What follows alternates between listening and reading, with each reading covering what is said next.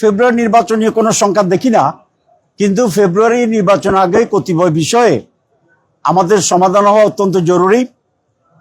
আমরা নিউ ইয়র্কে যেহেতু অনেক উপদেষ্টারা ছিলেন, প্রধান অ্যাডভাইজার ছিলেন, আমরা সকলকে বলেছি যে ফেব্রুয়ারিতে নির্বাচনটা হয়ে যাওয়া দরকার।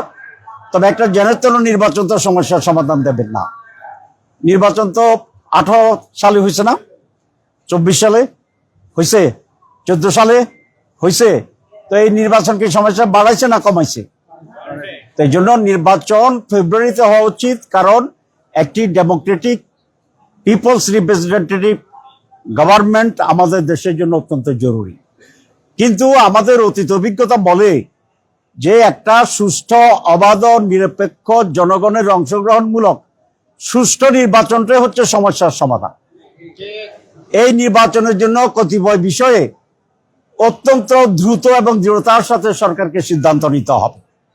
এর ভিতরে একটা হচ্ছে আমাদের জুলাই চার্টার, যেটা বলছি জুলাই সনদ, যে কতিপয় বিষয়ে যে আমরা রিফর্মস করেছি, সংস্কার করেছি, এটা আরো 3 মাস আগে হয়ে যেতে পারত।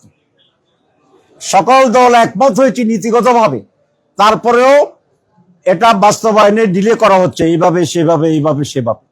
তো এইরকম যদি ষড়যন্ত্র চলে এবং প্রয়োজনীয় সংস্কার সমাধান না করে, তো তাহলে তো সবকিছুই প্রশ্নবোধক হয়ে যাবে। এই জন্য ফেব্রুয়ারিতে নির্বাচন হইতে হবে। তার আগে অতি অল্প সময়ের ব্যবধানে সংস্কারের ব্যাপারে যে ঐকমত্য হয়েছে সেগুলোকে আইনি ভিত্তি দিয়ে সংস্কারের ভিত্তিতেই নির্বাচন হইতে হবে। এটা খুব পরিষ্কার।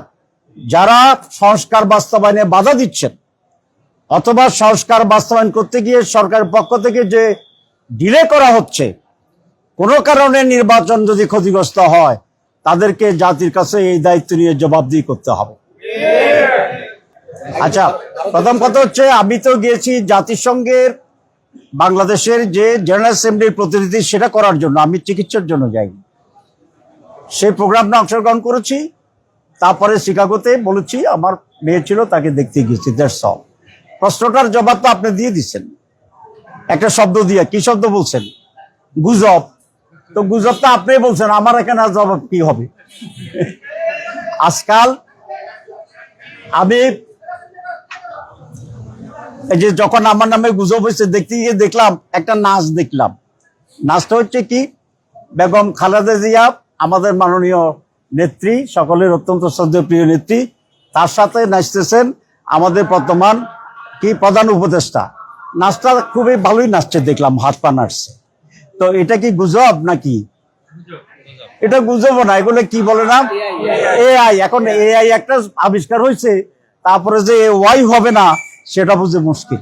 এগুলো মানুষ বুঝে যে এগুলো সব বাজে জিনিস, এগুলো গুজব নাই শুধু, এগুলো খুবই একটা ন্যাক্কারজনক একটা কাজ। তবে সুবিধা হচ্ছে মানুষ এগুলো বুঝে। ঠিক আছে, যেমন আমি যে নাচ দেখছি, আমি কি বিশ্বাস করছি ওনারা নাচছে? তো এইরকম একটা, এটা এআই কাণ্ড, চরিত্র হননের একটা অপচেষ্টা।